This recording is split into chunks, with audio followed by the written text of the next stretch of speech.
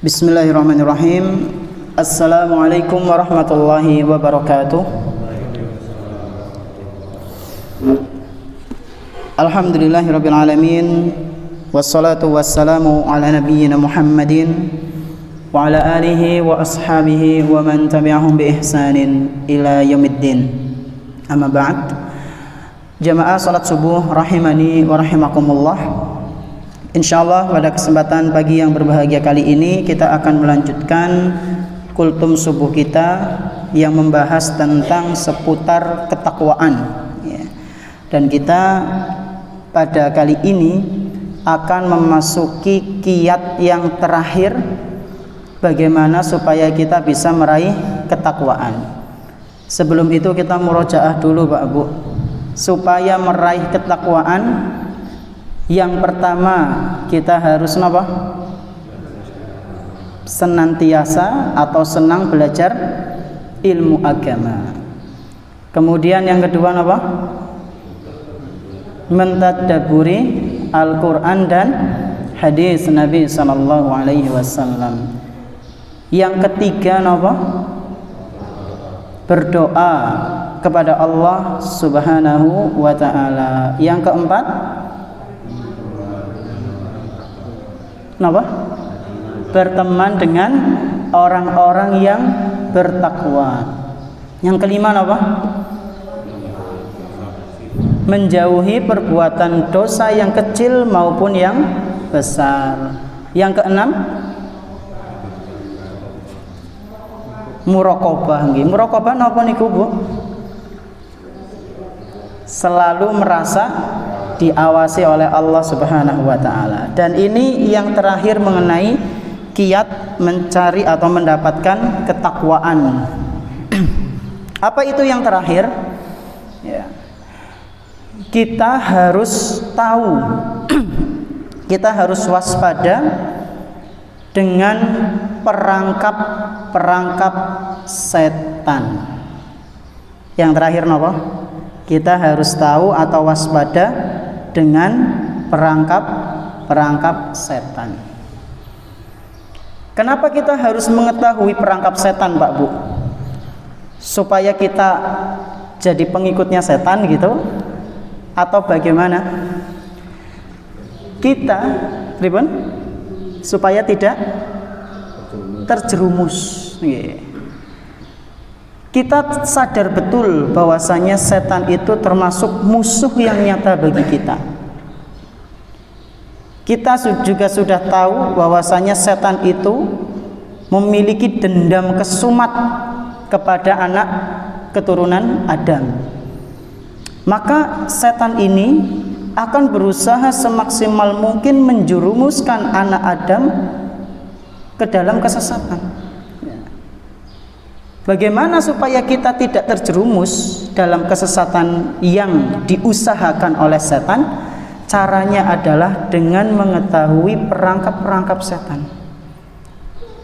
Bukan lantas kita mempelajari ini supaya bisa ngikut setan, bukan. Memang dalam beberapa waktu kita memang harus tahu mana hal-hal yang dilarang supaya kita itu tidak melakukannya. Makanya kata Hudzaifah ibnul Yaman, beliau pernah mengatakan, "Araftu syarran la li syarrin." Aku mengetahui keburukan bukan untuk melakukannya. Terus untuk apa? Supaya aku tidak masuk dalam keburukan itu. Nah, di sini insya Allah kita akan membahas beberapa perangkap setan yang disebutkan oleh Imam Ibnu Qayyim Al-Jauziyah rahimahullahu ta'ala. Beliau menyebutkan di kitab beliau Madarijus Salikin ya, bahwasanya setan itu sekurang-kurangnya memiliki 6 perangkap, Pak Bu. Berapa perangkap?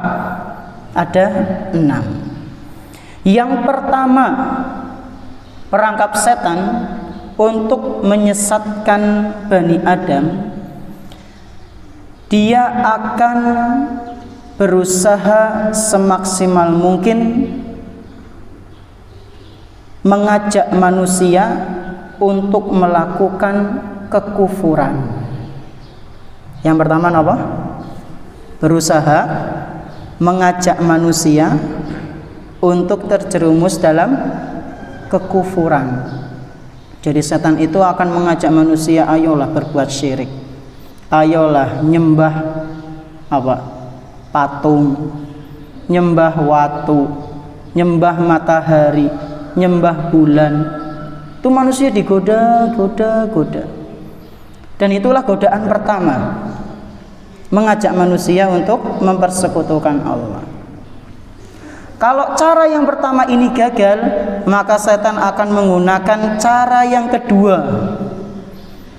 Setan akan menggunakan cara yang kedua. Apa itu? Setan akan menggoda manusia supaya mau melakukan amalan yang tidak pernah ada contohnya dari Nabi Sallallahu Alaihi Wasallam. Amalan ibadah yang tidak pernah disyariatkan dalam Islam. Itu perangkap yang kedua, kata Imam Ibnu Qayyim rahimahullahu ta'ala. Jadi kalau setan sudah merasa gagal, aduh kayaknya wong ora bisa diajak ming kesyirikan, ke wonge kayaknya semangat angel ya, nggak bisa diajak untuk berbuat syirik. Pakai cara kedua, sibukkan dengan amalan-amalan yang tidak pernah diajarkan oleh Rasulullah SAW. Ini yang kedua.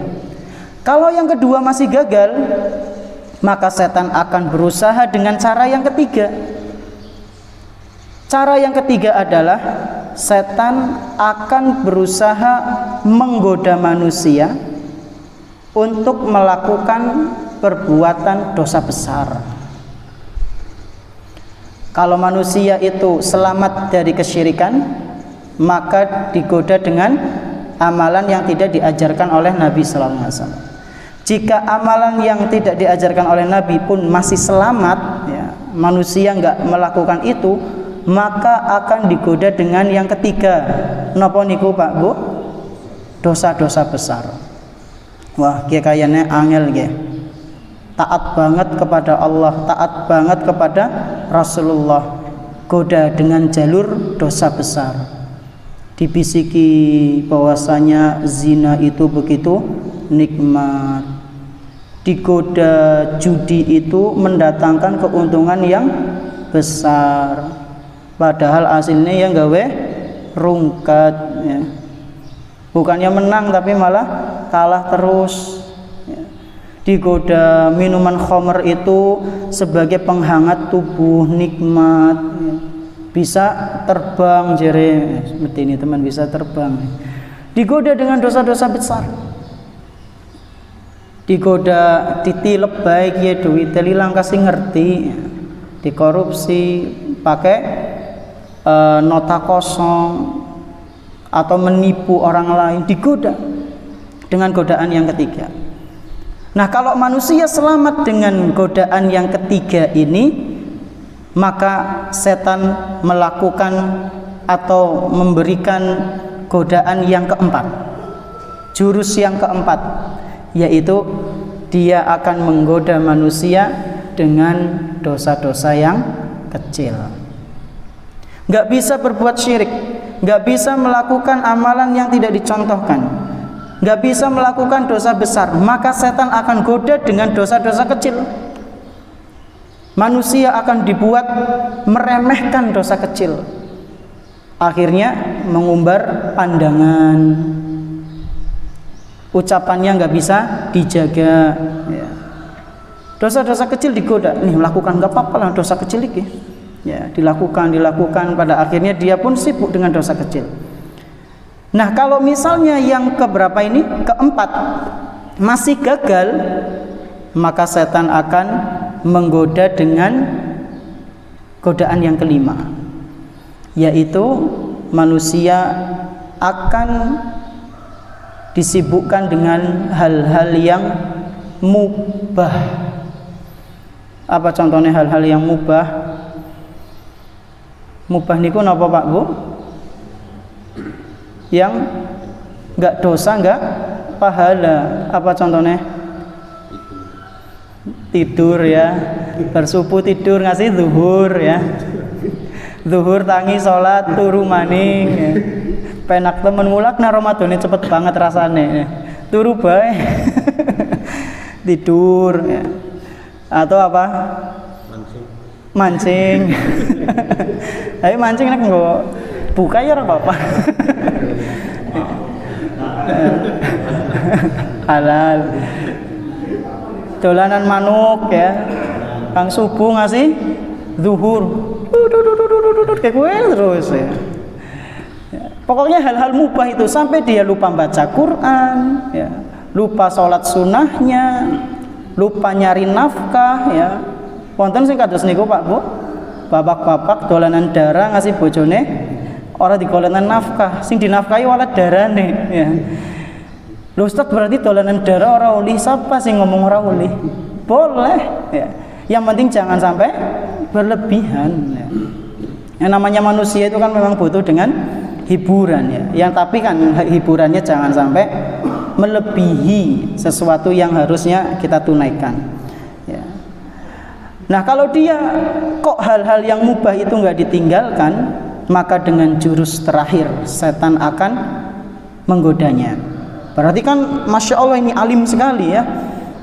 Perbuatan syirik besar gagal, perbuatan yang tidak dicontohkan oleh Nabi gagal, dosa-dosa besar juga gagal, dosa-dosa kecil juga gagal, dosa-dosa mubah, sesuatu yang mubah juga nggak bisa digoda. Maka dengan yang terakhir, setan akan sibukkan manusia dengan sesuatu yang remeh-temeh dalam tanda kutip, dan dia melupakan yang lebih berharga.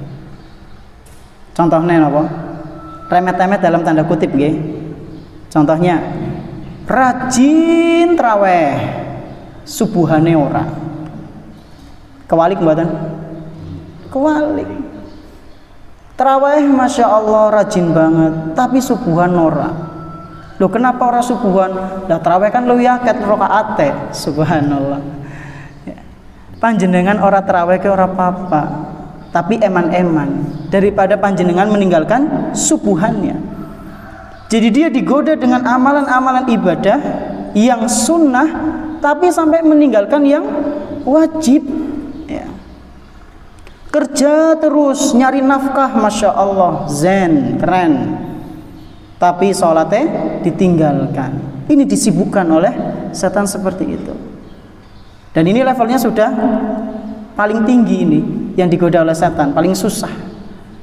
Level ke-6.